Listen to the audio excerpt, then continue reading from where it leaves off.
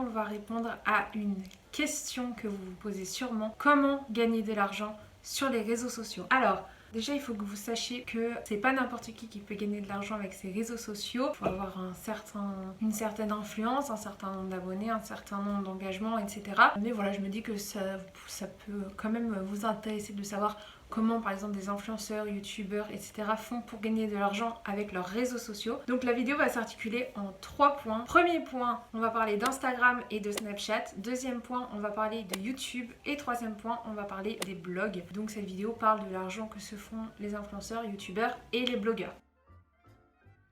Premièrement, comme manière de se faire de l'argent sur Instagram et Snapchat, il y a le placement de produits. Je pense que vous connaissez les placements de produits parce que c'est assez connu sur Instagram. Ici, un exemple de placement de produit. Donc, c'est quoi un placement de produit? Un placement de produit, c'est quand une marque commande à un influenceur une production de contenu qui inclut le service ou le produit qu'elle souhaite mettre en avant et qu'il est rémunéré pour faire ça. Donc, c'est ce qu'on appelle un post sponsorisé sur Instagram. On va y voir une marque, par exemple, une photo sur Instagram qui est sponsorisée par, je ne sais pas, H&M. Et ben, on va voir, par exemple, un pantalon de la marque H&M. Mais par contre, on peut aussi voir d'autres marques dans le contenu, c'est-à-dire que voilà, par exemple, si une personne fait une photo de sa tenue, il y aura l'article de la marque qui sponsorise la vidéo, par exemple le pantalon H&M, mais il peut avoir des chaussures Zara, un haut Bershka, etc. C'est pas obligé qu'il y ait que le produit qu'on doit mettre en avant, il faut juste qu'il soit présent dans la photo.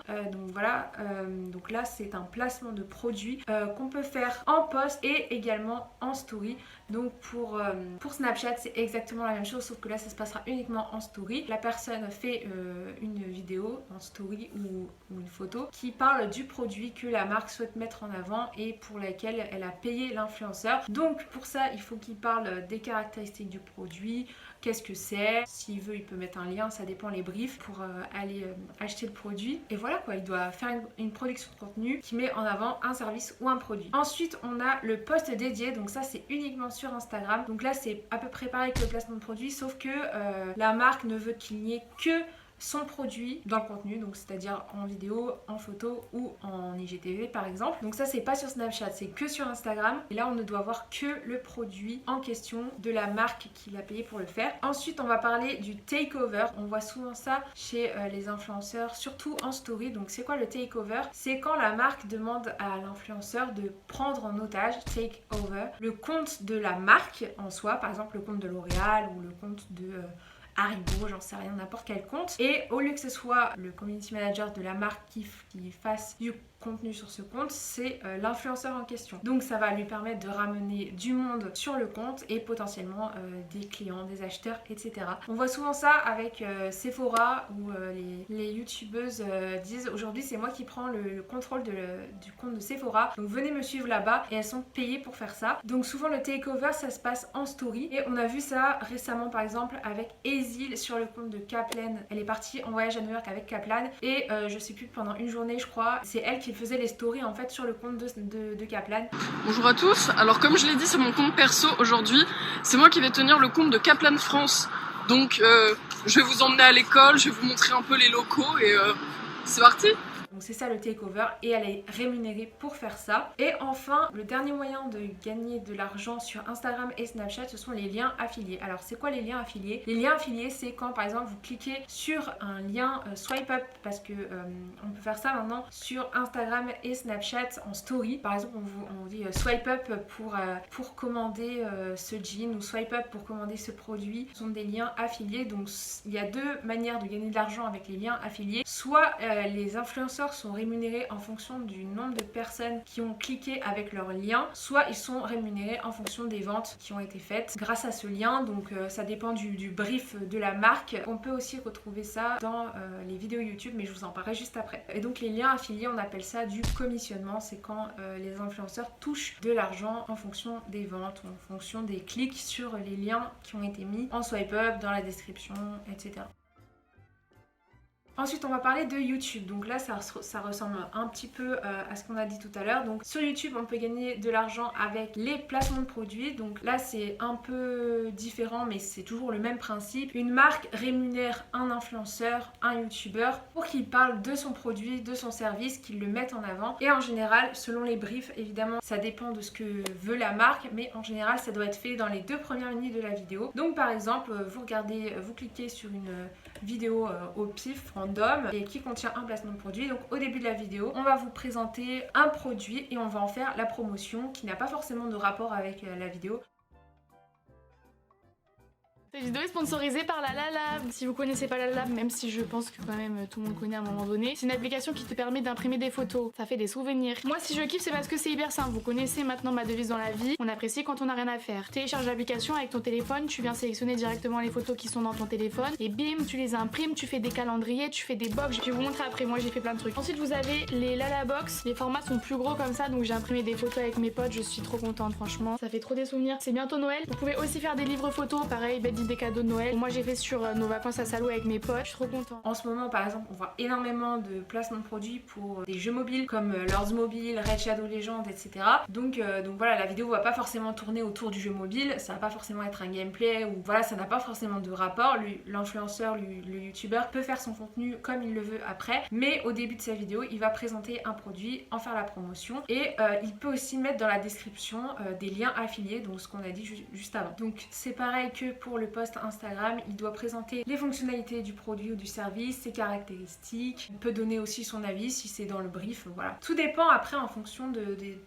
ce que veulent les marques, de ce que veulent les influenceurs, parce que les influenceurs ont le droit de négocier les briefs s'ils veulent pas faire certaines choses, etc. Et ça c'est ce qu'ils font en amont avec la marque, par mail ou via leur agent, etc. Et c'est pas ce que nous on voit. Nous ce qu'on voit c'est le produit final, la promotion finale sur la vidéo. Donc ensuite comme Instagram on va parler de la vidéo dédiée.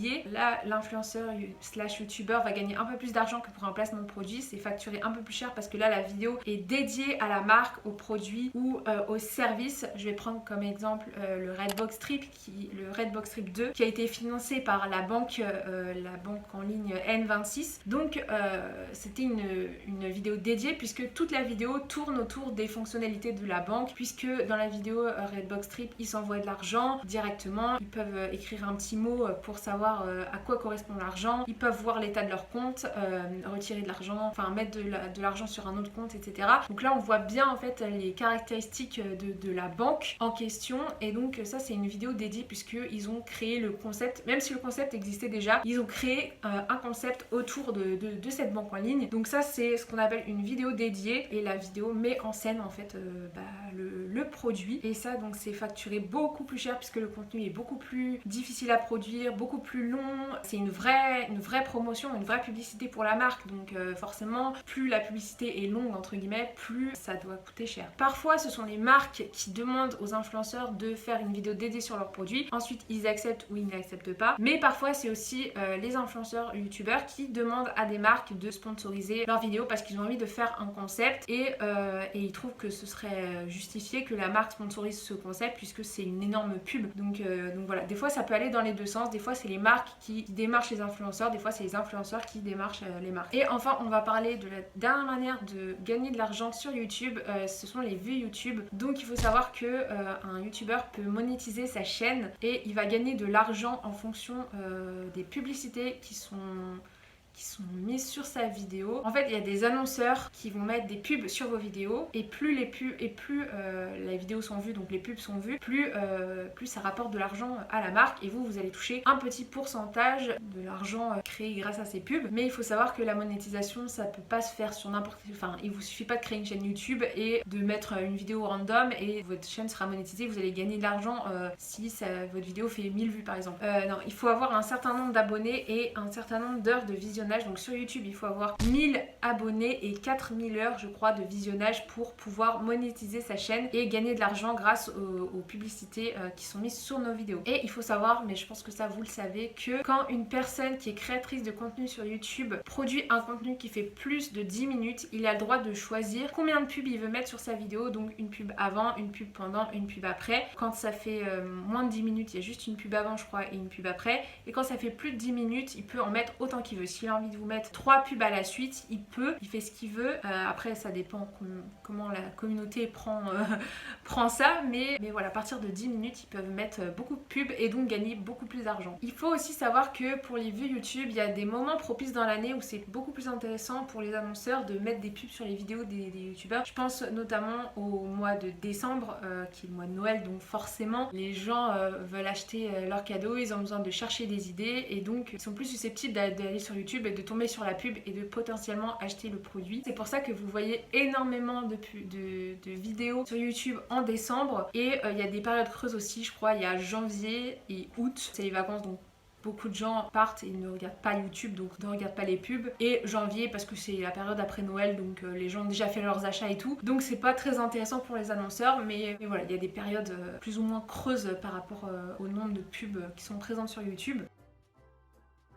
Et enfin, on va parler de la dernière plateforme pour gagner de l'argent, c'est le blog. Donc les blogueurs peuvent gagner de l'argent de... J'ai noté 4 manières possibles. Après tout se rejoint, hein, c'est à peu près toujours la même chose. Donc on a pareil le placement de produit. Donc là c'est la même chose que pour YouTube et Instagram. Sur le blog, s'il parle d'un article en particulier, la marque va rémunérer pour qu'il parle de cet article, mais l'article ne sera pas dédié à ce produit-là. Il peut parler de d'autres choses. Par exemple, je pense à des articles favoris où ils peuvent parler de... Par exemple, je sais pas, 10 produits de soins qu'ils aiment bien, l'article sera sponsorisé que par la marque d'un seul produit, mais il peut y en avoir d'autres. Ensuite, on a l'article dédié, donc ça c'est pareil que pour YouTube avec la vidéo dédiée, sauf que là c'est un article qui sera concentré sur un seul produit, un seul service, une seule marque, qui sera encore une fois facturé plus cher qu'un placement de produit, donc c'est toujours le même principe. Ensuite, on peut gagner de l'argent via les encarts pubs, donc c'est quand vous allez sur un site et que vous voyez un article et que vous voyez une pub pour une nouvelle voiture, une pub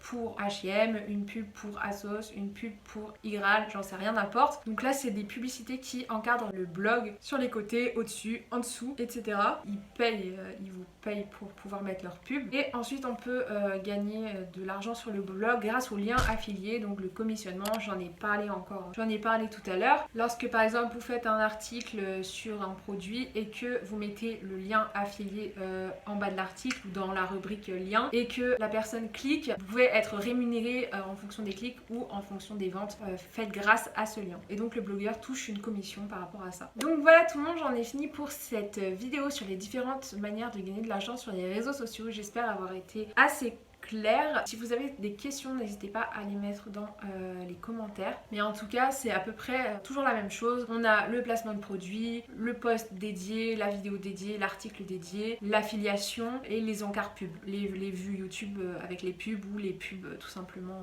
qui sont sur les blogs, etc. Donc voilà, cette vidéo ne peut pas durer non plus trop longtemps puisque sinon je vais tourner en rond. C'est toujours à peu près la même chose. Donc voilà, si vous avez des questions, n'hésitez pas à les poser. Et moi, je vous dis à la prochaine fois pour une prochaine vidéo.